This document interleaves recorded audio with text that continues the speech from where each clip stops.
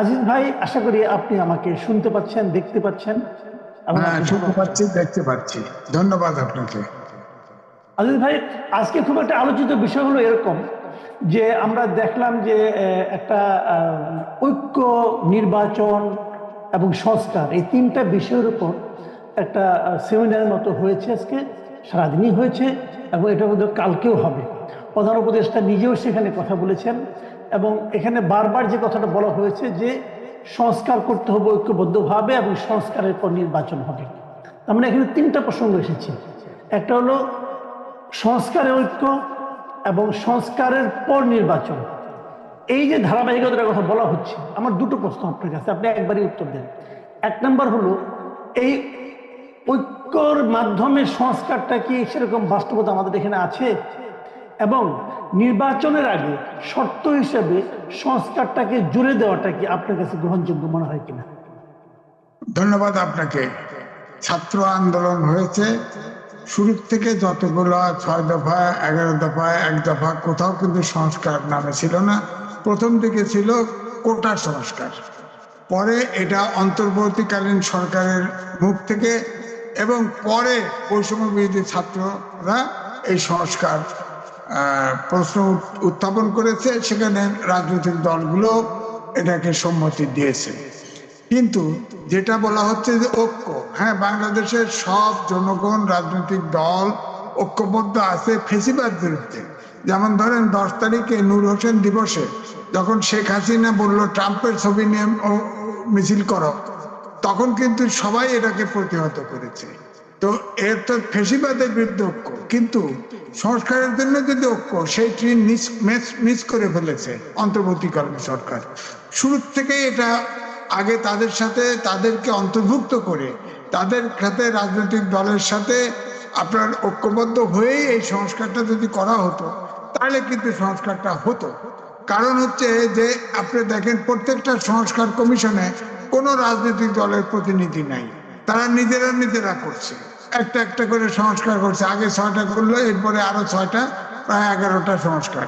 এবং এই সংস্কার যে করতেছে, এই সংস্কার তো ফাইনালি নির্বাচন হবে, পার্লামেন্ট হবে, সেখানে অনুমোদন না হলে এদের কোনো, এই সংস্কারের কোনো অর্থ নাই, এটা বাতিল। তো কারণ হোসেন মোহাম্মদ এরশাদের সময় সংস্কারের প্রস্তাব ছিল, শাহাবুদ্দিনের সময় সংস্কারের প্রস্তাব ছিল, এবং 111-এর সময়ও সংস্কারের প্রস্তাব ছিল অনেক, কিন্তু সেটা কিন্তু কোনো সরকারই সেটা অনুমোদন করে নাই। সুতরাং এই সরকার, অন্তর্বর্তীকালীন সরকার, রাজনৈতিক দলগুলোকে দূরে রেখে যে সংস্কার করছে, এটা তো আমার তো মনে হয় না নির্বাচনে সরকার, যে সরকারি ক্ষমতায় আসুক, তাদের এই সংস্কার অনুমোদন করবে, সেরকম মনে হচ্ছে না। কারণ ইতিমধ্যেই আপনার রাজনৈতিক দলগুলোর মধ্যে কিন্তু এই অন্তর্বর্তীকালীন সরকারের দূরত্ব তৈরি হয়ে গেছে। সুতরাং এখন এই মুহূর্তে আর এই সংস্কারের জন্য ঐক্য, এটা সম্ভব না। এখন সংস্কার প্রস্তাব নেবেন, প্রস্তাব নিয়ে 6টা কমিশনের প্রধানকে নিয়ে প্রফেসর ইউনূস বসবেন, বিরোধী দল মনে হবে আজিবদের সম্মতি দিয়ে আসবেন। এত সহজ না বিষয়টা, এত সহজ না। সুতরাং এটা হবে না, কারণ অনেক জায়গায় রাজনৈতিক দলের ভিতরে মতবিরোধ আছে। সহজ হতো যদি বিএনপির 31 দফাদের সংস্কার প্রস্তাব যেটা জমা দিয়েছে, সেটাকে বেসিস ধরে তার সাথে অ্যাড করতো, মাইনাস করতো, যোগ করতো, তাহলে সংস্কারটা এগোতো। কিন্তু এখন সংস্কার এগোবে না, আমার মনে কিন্তু হয় সংস্কার হবে না। কিন্তু সরকার তো ঐক্যের আহ্বান জানিয়েছে, সরকার যা হবার হয়ে গেছে, কিন্তু এখন তো সরকার ঐক্যের আহ্বান জানিয়েছে এবং সব রাজনৈতিক দলের সঙ্গে বসতে চেয়েছে এবং তারা বলেছে যদি কোনো সংস্কার প্রস্তাব রাজনৈতিক দলগুলো গ্রহণ না করে সেটা বাতিল। তাহলে না, একটা মিনিমাম পয়েন্টে সংস্কার হওয়ার কি কোনো সম্ভাবনা আপনি দেখছেন না? না, মিনিমাম যেটা ধরেন বড় দল বিএনপি বলেছে নির্বাচন কেন্দ্রিক যতটুকু সংস্কার দরকার ওটুকু সংস্কার করে আপনার নির্বাচনে যাওয়া উচিত। এখন এইখানেই ঐক্যবদ্ধ কেমনে হবে না বলেন? জামাতে ইসলাম সেকেন্ড বড় দল, তারা বলতেছে আনুপাতিকারে নির্বাচন চাই। বিএনপি বলছে যে আগে যেভাবে নির্বাচন হয়েছে ওয়েস্টমিনস্টার সিস্টেমে, সেইভাবেই চাই। ধরেন এই দল ঐক্যমত হলো না, কি করে ঐক্যমত করবে? তাহলে কি সংস্কার ছাড়া নির্বাচনে যাবে? এটা কিন্তু ভাবতে হবে। এই জন্য তাদের প্রতিনিধি থাকলে এটা কিন্তু এই সংস্কারকে তারা অন করতো। এখন তো অন করতেও পারে, নাও পারে। আর তারপরে ইগোর প্রশ্ন হয়ে গেছে, তো রাজনৈতিক দলকে বাদ দিয়ে আমার কথা আমি কব, তো খালি হুনায় লব, এরা এরা কারা, এরা কারা, এদের কথা হুনাবে বাংলাদেশের রাজনীতিবিদদের। আর রাজনীতিবিদরা এগুলো যে ক্ষমতায় আসবে ইলেকশনের মাধ্যমে, জনপ্রতিনিধি পার্লামেন্টে পাস করলে সংস্কার হবে, পাস করার আগে তো হবে না। এটা তো যদি এইভাবে রাজনৈতিক দলগুলোকে বাদ দিয়ে সংস্কার করে, এটা যৌক্তিক হলেও ফেলে দিবে। রাজনৈতিক দল নেতাদের আমরা ভালো বুঝি, ফেলে দিবে। তাহলে কি সেই আশঙ্কাটাই সত্য হচ্ছে যে এতদিন বলা হচ্ছিল যে 52 বছরের পলিটিক্যাল পার্টিগুলো কোনো সংস্কার করে নাই, এই জন্য তাদের সংস্কার করতে হচ্ছে। তো আপনার কথা থেকে তো সেই ধরনের ইঙ্গিত পাচ্ছি যে পলিটিক্যাল পার্টিগুলো আসলে সংস্কারের জন্য খুব একটা আগ্রহী না। তাহলে কি সেটাই সত্য হচ্ছে? না, পলিটিক্যাল পার্টি সংস্কারের জন্য আগ্রহী, কিন্তু যথেষ্ট না। তার নাহলে 31 দফা তো সব দল মিলে, এখানে জামাতেরও অপিনিয়ন আছে 31 দফার ভিতরে। এখন তো জামাত আবার একটু অন্য কথা বলছে।